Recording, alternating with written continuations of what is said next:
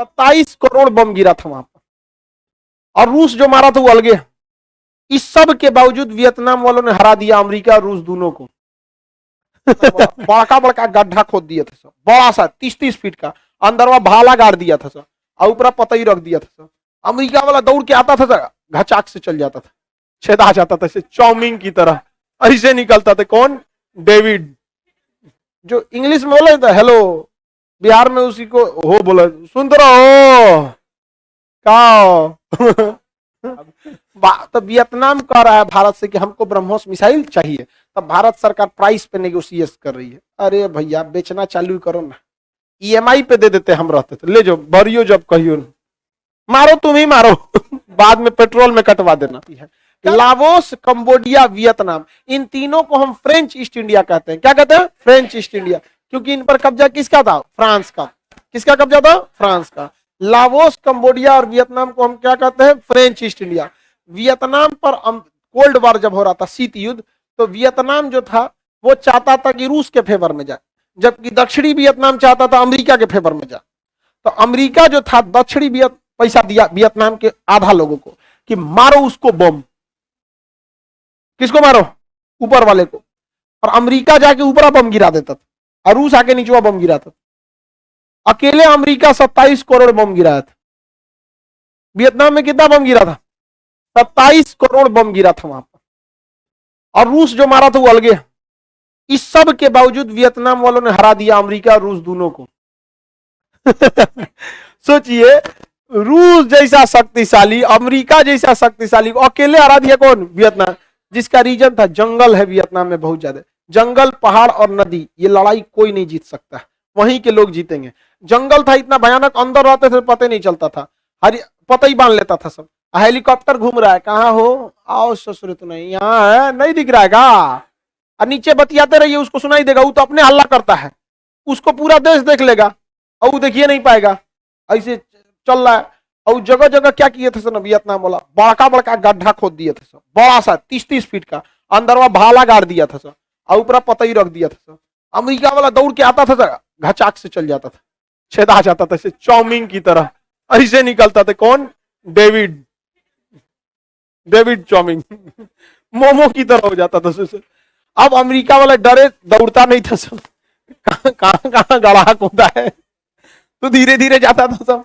और जहां तक अब मान के चलिए पूरे रास्ता में क्यों गड़ा है, तो आप दिन दहाड़े नहीं ना चल सकते हैं, तो ऐसे ठपक ठपक चलता था, गड़ा नहीं ना रे इधर का है, और आराम से निशाना लगा के मार देता था।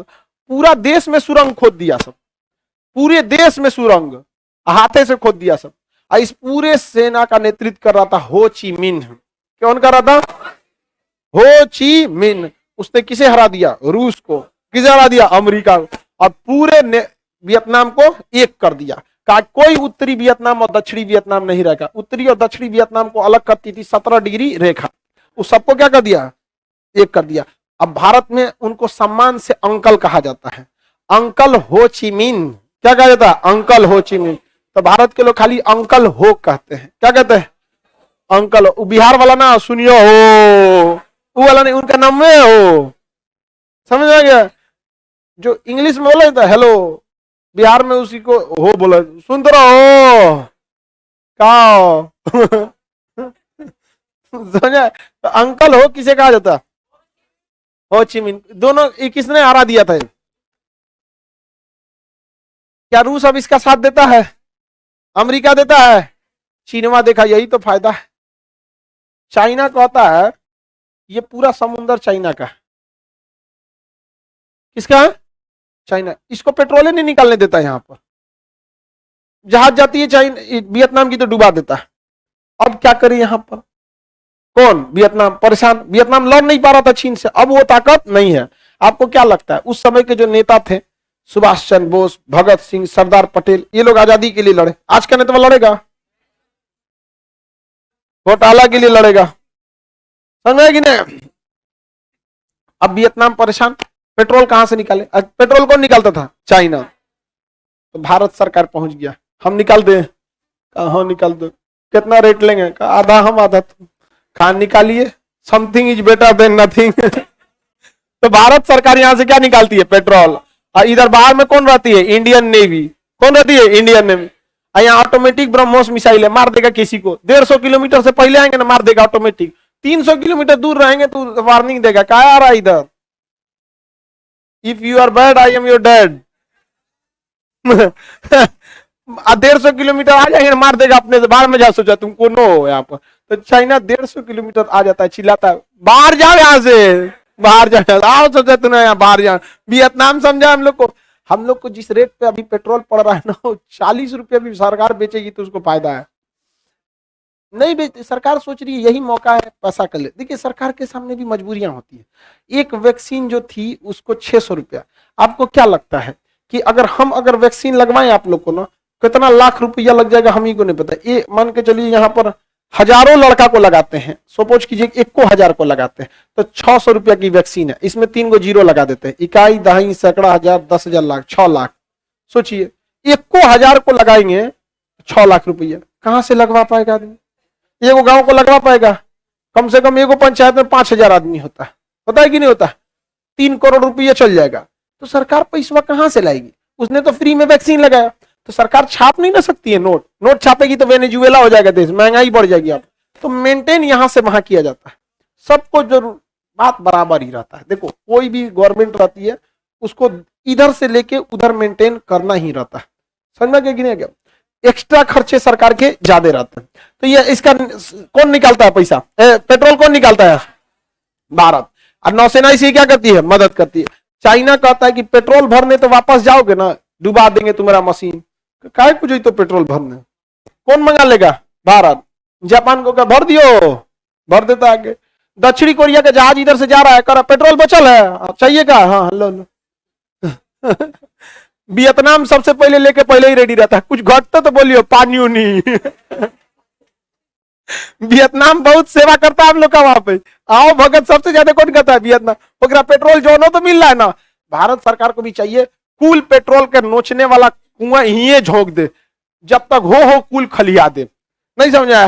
बिहार वाले को दे ना, ढेकुल लगा देगा वहां, नहीं समझा? हाँ खोरे निकालते लेके चल ले, अब बस कह दियो जितना लेके जाओगे आधा तुम्हारा आधा हमरा, बस हो गया। वहां पे नोच ले जाएगा, पानी सुखा देगा वहां। यहाँ ले जाना चाहिए नहीं ले बस। अरे उसका नसीब सही है, तू यहाँ से दूर है तो छछुंदर का हाल कर देता आदमी यहाँ पे। तो इसकी सेफ्टी कौन करता है? भारत। लेकिन चाइना इसको हमेशा धमकाता है। चाइना का भूत उतारता है ब्रह्मोस। चाइना की खासियत वो पहाड़ों के पीछे छुप के लड़ता है, और मिसाइल की खराबी होती है पहाड़ पे नहीं लड़ पाता। मान के चलिए ऐसे पहाड़ है ना, तो चाइना यहाँ पे अपने सैनिकों को लगाएगा, यहाँ पे पूरा सैनिकों को भर देगा। और नाटुर होता है सब ससुर, यहाँ पे अपने सैनिकों को भर देगा। यहाँ अब आपकी फौज यहाँ है, मारेंगे कैसे? मिसाइल को मारेंगे तो मिसाइल यूं गिरती है तो बच जाते हैं, उसको पता है यहाँ पर गिरे, इधर ये छुप जाता है सब। अब ब्रह्मोस जो मिसाइल है वो अलग टाइप की मिसाइल है। ब्रह्मोस कहती है कि हमें ना मर, तो वो ऐसे मारेंगे ना तो ऐसे जाएगी, ले 80 डिग्री घूम जाती है। मतलब ऐसे घूम गया तो 90 डिग्री, 80 डिग्री घूम जाती है। 80 डिग्री से ज्यादा कोनो पहाड़ का ढाले नहीं है, 80 डिग्री घूम जाती है। तो उसका बुखार कौन उतार देता है? ब्रह्मोस उतार देता है। कुछ नहीं काम करेगा उसके आगे। दुनिया में इससे तेज कोई मिसाइलें नहीं उड़ती है, इससे तेज कोई क्रूज मिसाइल नहीं उड़ती। इसकी सबसे बड़ी खराबी जानते हैं? ये पेड़ की ऊंचाई से ज्यादा उड़बे नहीं करता, तो ना हवा में दिखाई देगा ना रडार में पकड़ाएगा, मार देंगे तब होगा। धुआं उठ तो ब्रह्मोस आया था क्या? हाँ अब ये क्या है? अब तो वियतनाम कह रहा है भारत से कि हमको ब्रह्मोस मिसाइल चाहिए, तब भारत सरकार प्राइस पे नेगोशिएट कर रही है। अरे भैया बेचना चालू करो ना, EMI पे दे देते हम रहते तो ले जाओ, भरियो जब कहियो, मारो तुम ही मारो। बाद में पेट्रोल में कटवा देना, क्या जरूरत है पैसा लेला बिना? जो 50% ला रहे हैं लोग वो ले आओ, तुम अपना जरूरत का रखो, जितना जरूरत लेगा लेके आना। यहाँ पे ब्रह्मोस मिसाइल दे देना चाहिए किसको? वियतनाम। अब बदले में पैसा लेना चाहिए कि पेट्रोल दे लेना चाहिए। लाओ भैया पेट्रोल दे दो हमको यहाँ पे। वियतनाम में यहाँ पे समझ में आ गया कि नहीं आ गया? दक्षिणी चीन सागर पे अवैध कब्जा कौन बताता है? चाइना बताता है। किसी को कोई दिक्कत नहीं है। अब नेक्स्ट कल समझा देंगे आप लोग को। आज के लिए इतना ही रहना।